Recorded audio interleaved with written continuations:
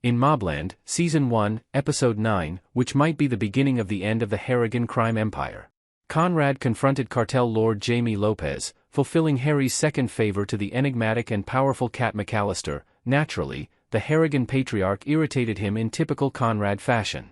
Currently, Harry has the potential to finalize a deal, but only if he can eliminate the traitor within the Harrigan family. Since Kevin was finally free to face Rusby, his former jailer and tormentor, he was noticeably missing from the negotiations. In order to carry out her own dubious schemes, his wife was likewise able to slink out of the Harrigan manor. Ultimately, at Conrad's invitation, Jan's friend Alice, the informant who now works for Colin Tattersall following the deaths of Fisk and Mukasa at the end of Episode 8, arrived at the manor for supper. Conrad and Maeve ended up handcuffed as the lunch collapsed with a huge reveal and was cut off by a tactical squadron with air backup.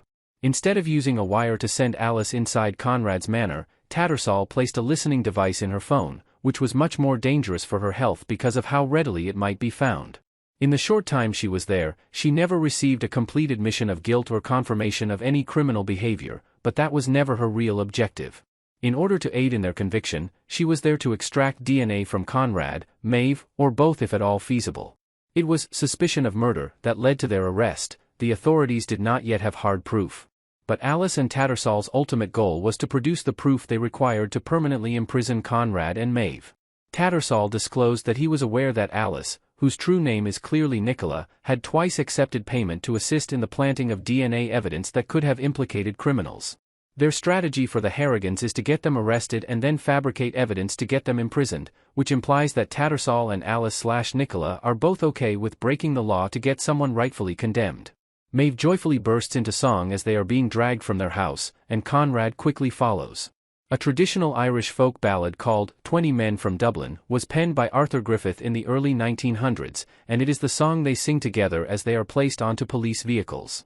Maeve and Conrad would have grown up listening to this well-known combat song in Ireland, which alludes to the Irish guerrilla insurrectionists who fought the British Crown in the Irish Rebellion of 1798.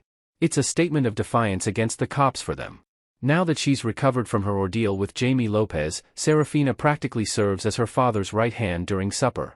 Conrad first asked Alice to dinner because he had doubts about her motivations. Later in the episode, when they are in their sauna together, Maeve even asks him directly whether he believes she is an informant. But Seraphina, not Conrad, questions Alice to learn more about her motivations.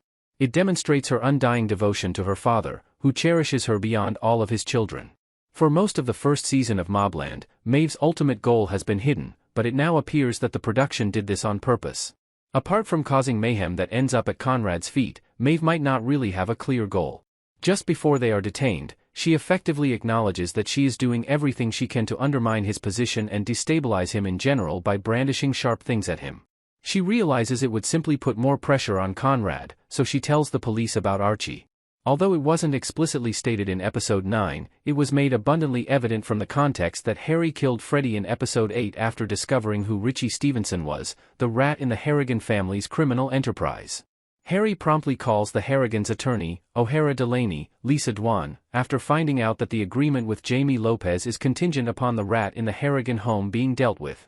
In response to Seraphina's question, he says he's dealing with something fast. By confirming that the agreement with Jamie is in place, he encourages O'Hara to believe that Archie was correct to leave fentanyl to Richie. That essentially proves that she was working with Richie, and Harry appears to have been merely verifying what Freddie had told him. It's likely that O'Hara won't quit the meeting if she shows up when he invites her to meet with him in the morning to discuss the situation. Additionally, Harry and Kat are scheduled to meet, most likely to talk about the first favor he owes her.